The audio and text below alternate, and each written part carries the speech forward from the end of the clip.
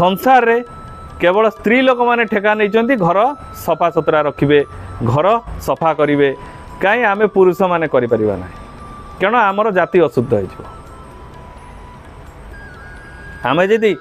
जड़े जन को मनीष मनीष को साहाय्य करे ताहले आम जाति अशुद्ध हो लोक मान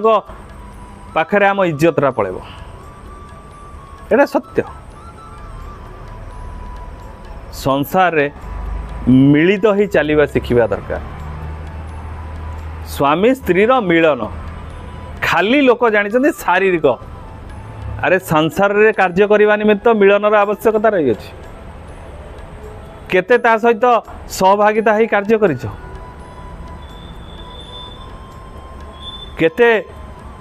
तुम पिता माता सह तुम सहभागिता होइछ केते तुम भग्नी सहित सहभागिता होइछ केते तुम भाई सह सहभागिता होइछ केते तुम पत्नी सह सहभागिता होइछ